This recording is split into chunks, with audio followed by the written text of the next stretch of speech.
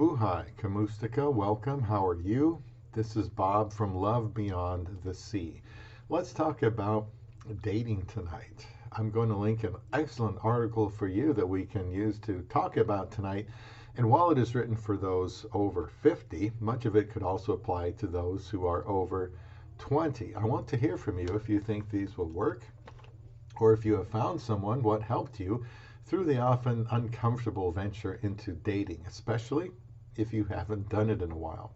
Subscribe to Love Beyond the Sea, whether you are younger or older, and we can chat about what works and what doesn't work when trying to find love overseas. And many of the people who do that are over 50. Get notifications by clicking the bell and let me hear your comments. The Community Corner message forums on lvbts.com are another place to go and leave a comment and meet others to chat about finding love beyond the sea. Now, this is from a place called bestlifeonline.com.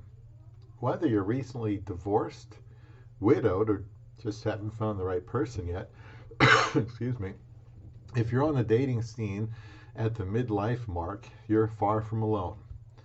According to Census data, more than a quarter of adults between the ages of 45 and 59 are single. In fact, there are 19.5 million unmarried Americans over 65. Myself, I didn't get married until I was 53. However, while there may be plenty of fish in the sea, they say, finding a real catch is easier said than done, especially if Nixon was still in office the last time you went on a first date. After all, the dating world today is much different from the dating world 20 plus years ago, says life coach and licensed mental health counselor Dr. Jamie Kalaga. He has a PhD. So how can over 50 singles, age 50 singles, re-enter the dating scene with confidence? Follow this here, and they've got dating tips for people over 50, and you'll find that special someone, they say, in no time. So let me know what you think about this. Just to start off, avoid internalizing rejections. That's a biggie. Whether you've been single for a long time or just now gotten back into the dating scene after a long relationship, nobody likes being rejected. However, they say try not to take it personally when you don't match with someone on a dating app or don't hear from them again after a few flirty messages. Social media has improved dating, increasing the selection of people you can meet, but it has also posed some problems too. One of those issues is the ease in rejecting people. In fact, on some platforms, with a simple swipe to the left or right, you can do just that. But this rejection is not to be taken to heart. With how many people you can meet online, they recommend think of rejection as a time saver as opposed to something that is wrong with you. Mr. or Miss Right will come along, but you need to remain confident in who you are and open-minded to the people that come your way. I second that thought. Look at rejection as a good thing because you can move on faster to the person you're supposed to be with. I apologize for this cough. It's a neurogenic cough, and it comes back and lasts for a few months, and there's just nothing anyone can do. So, number 2, expand your usual age limits. There you go. Even if you've only dated people around your age in the past, why limit yourself now? While dating someone 10 or 20 years older or younger than you may have been a big deal in your 20s and 30s, you'll likely realize that there isn't that much of a difference between a mature 38-year-old and a 58-year-old, or even between a 50 and 70-something. Now, many people like me who look for a wife overseas are looking for a younger woman, and it may be that if you're someone who has never considered that because you never thought it was possible, maybe this is where you can actually find a wife. Certainly, lowering the age group gives you a lot more potential for opportunity. Number 3, ease into talking about sensitive subjects. I agree with that. Many 50-somethings have built businesses and careers, are putting children through college, and have even faced some health issues. But on the first few dates with someone, it's not appropriate to focus on how much money they have in the bank and if they have health issues. The first few dates should be getting to know each other's personality, a little bit about their family, likes, a few dislikes, and fun life experiences. If, date one jumps right to the serious and tough parts of life that even take a toll on the strongest couples, you may be weeding out, or they may be weeding out, some really amazing people to have fun with. 4, don't be afraid to make your needs known. It's essentially what I did on my online experience with my wife. They say just because you're not 22 anymore doesn't mean you have to accept any kind of relationship that's offered to you. If you're over 50 and still want to play the field, or you're looking for someone who shares a passion for traveling instead of spending nights in, it's your prerogative to be honest about those wishes. Don't compromise and find yourself in a relationship you don't really want. Good advice. 5, embrace your age. Feel confident and sexy as opposed to finding ways to hide your age or lie about it. They didn't say anything about, coloring your hair, though. At some point, your age is going to come forward anyway. Don't lie about it today and have to find ways to come forward with the truth later after you really like someone. Talk about fun life experience you have had and the goals you still have. Show your age and wisdom in fun, exciting ways that make people want to be a part of your journey. 6, listen attentively. If you haven't been on a date in some time, it may be hard to contain your excitement. Yep, meaning you end up talking more than listening. However, if you're eager to land a second date, make sure you're actively listening to the person you're with. Feeling heard goes a long way towards building trust. I remember one time I went out with a date with someone, and I asked them about every question I could imaginably think of, and they answered it and then went silent. And so I had to think of something else and then something else to say. And eventually, before the date was over, there was nothing else to ask. And we just sat there. They didn't even think to ask me the same question. So you don't want to do that either, where it's so one-sided. I don't know why dates have to be so complicated, but maybe they hadn't been on a date for a long time. 7, don't expect things to be the same as when you were 20. Dating isn't necessarily the formal affair it was when you were younger, so don't assume that you need to get your best suit ready, buy flowers, get your hair done just to grab a cup of coffee with someone. Similarly, now that you're older, don't expect that things will get physical as fast as they did when you were younger. 8, use photos on your online dating profile that reflect how you look currently. That just makes sense. 9, send a few flirty texts. Who says a little digital flirtation is out of the question just because you're over 50? While we're not suggesting you send anything explicit to your date, a text reminding them that you can't wait to see them again can go a long way. In fact, that's what I did after a date that I had with someone that said they wanted to go out with me again. This was before I met my wife. And I guess they didn't really mean it when they said that. Dating adventures, 10, ask someone out, even if you've never done it before. So beyond the initiative they suggest, I still think that the man needs to do the asking out. 11, try an age-specific dating site. Don't want your online profile to get lost in a sea of 20-somethings on your average dating site. Try an age-specific one instead. Sites like, they mention Our Time or Silver Singles make it easy to find someone who isn't just fine with your age, but is specifically looking for someone your age. That's not a bad idea. 12, don't get hung up on your past relationships. That's really important. They say a painful divorce or the 30 happy years you spent together before your spouse's death may weigh heavily on your mind, but that doesn't mean stuff like that is appropriate first date fodder. When in doubt, save the talk of your past relationships for later down the line. 13, master a skillful compliment. 14, ask a friend to introduce you. Don't feel ready to brave the online dating scene? Ask a friend to set you up. By the time you're in your 50s, your friends likely know some other folks who are dating and also want to avoid downloading Tinder. 15, put together some new outfits. 16, get some advice from friends who started dating again. Have your friends found love after 50, they say? Ask them for tips.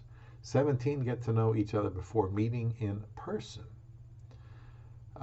They say there, just because someone is interested in meeting you doesn't mean you need to schedule an in-person date immediately. Jumping straight back into dating after a long break may be weird at first. Test the waters by starting conversations with multiple people, suggests one individual. Once you feel you've found your groove, you can take the next step and meet for coffee or dinner. They talk about going Dutch. Number 18, paying for each, yourself. They pay for themselves. 19, be patient on dating apps. 20, never talk trash about your ex on a date. 21, respond to messages in a timely manner. Certainly should do that. I don't know why anyone would have to say that, but I guess sometimes, it's needed. 22, look up your prospective dates online before meeting. There's a good point. Before you agree to meet someone you met online, look them up first. Even a cursory Google search can bring up everything from their work information to their mugshot. Always better to be safe than sorry. 23, talk yourself up online. You may not feel as confident dating at 50 as you did at 25, but that doesn't mean you should let that show on your dating profile. While nobody wants to be a braggart, portraying yourself as the happy, fulfilled person you are can go a long way when you're looking to meet someone new. 24, don't divulge any private or sensitive information. They say, so you met Mr. and Miss Right online, and now they're asking you to deposit a check for them before you can meet in person. If any of your potential partners are asking you about sensitive issues early on in your relationship, like your finances or medical history, that's a major red flag and a sign you should shut things down. 25, have your first date somewhere in public. 26, let someone know where you'll be going. 27, try a new hobby. 28, practice your flirting in real life. If you feel like your flirting skills are a bit rusty, try practicing on someone first. That doesn't mean asking out the guy who took your order at Starbucks and told you to have a nice day, but you can and should test out a few compliments or smiling at a cute stranger to help boost your confidence and prepare you for the real thing. Good tip. 29, take more solo adventures. They say being alone and being lonely don't have to be synonymous. If you want to expand your romantic horizons, try taking a solo vacation, going to museums by yourself, or just exploring the town or city you live in on your own. They say you never know who you might meet. I don't know about that one. 30, make eye contact, of course. 31, don't push yourself to do things that you don't enjoy. 32, don't put all your eggs in one basket. Who says you only have to date one person at a time just because you're over 50? Well, Bob says you should if you're on a dating site with a Filipina, because that's what the Filipina will want you to do. But back to this point 32 or tip 32, there's no reason to feel guilty about going out with more than one person at a time before things get serious. 33, try dating outside your type. 34, don't try to sound too young on your dating profile. You're over 50, so why are you trying to talk like a teen? Peppering your dating profile with millennial or Gen Z catchphrases will only make you seem out of touch. 35, be honest about why your past relationships didn't work. Now, that might be something too sensitive early on, but it is good that eventually you'll be honest about that. It also shows then that maybe you can learn from your mistakes in the past. 36, listen to those gut instincts. 37, don't assume that younger or older people who are interested in you have an agenda. While it may seem strange at first to have someone 20 years your junior or senior ask you out, don't assume that they have ulterior motives in doing so. Just because you've never dated outside your age range before doesn't mean that every younger person who wants to be with you is after your money, nor does it mean that someone older has a problem dating people of their own age. 38, protect yourself. I think they're talking about your sexual health, but the best protection you can have for your sexual health is to get married. It's called a wedding ring. That's me speaking there. 39, don't assume that marriage and kids are off the table. 40, allow yourself to have fun. 41, try not to compare your new relationships with your previous ones. Whether you think your former spouse is a virtual saint or a monster, it never pays to compare your current relationship to your old one. Every relationship is different, and telling your new partner the ways they're better than your ex, or cataloging the things they don't do that your ex always did will only make them feel like they can never measure up. 42, cast expectations aside. In practice, dating after 50 can be very different than it was early in life. Health issues, complicated families, different wants and needs can make dating feel like a totally different ballgame than it was in your 20s and 30s. So try to cast those expectations aside once you put yourself out there again. I like that one. 43, don't be surprised if you get a little giddy.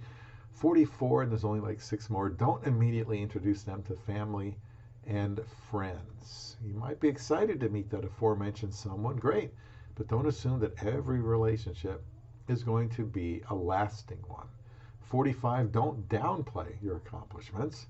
46, don't ditch your standards. That's a very important one. They say just because you're older doesn't mean you have to give up your standards when it comes to dating. You're still a catch, and the people you go out with should be too. So that person who suggested you drop a few pounds, belittle your career, or acted like they were doing you a favor by dating you can just slink back off to whatever hole they crawled out of. 47, ask them out again if you had a good time. Even if you didn't make the first move, that doesn't mean you can't make the second one. If you had a great time with someone, go ahead and drop, so when can I see you again, into the conversation. 48, get back in touch the day after your date. 49, but don't feel obligated to go on a second date if the first didn't work out. And the 50th one here, since their article was about dating at 50 or older, is to enjoy the journey. The most important thing to remember when you're dating over 50, this is supposed to be fun. So try to enjoy yourself. This has been 50 dating tips for people of any age, I think, that you can employ when looking for love beyond the sea. It comes from bestlifeonline.com, and in the description box, I will put all 50 of these. And so rather than stay on the sideline, if you're older, I was 53, but I did not and could not give up. And so I think a lot of these tips are worthwhile.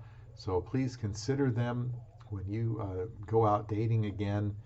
And if it's overseas, then you're more likely to be in some difficult situations you weren't expecting to be in, because dating overseas, you can have a lot more attention.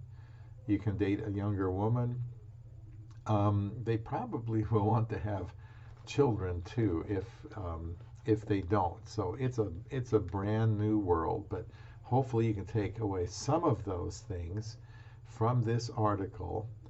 Get back in the saddle again, even if you're over 50 years old, like I did. You still may be able to find love beyond the sea.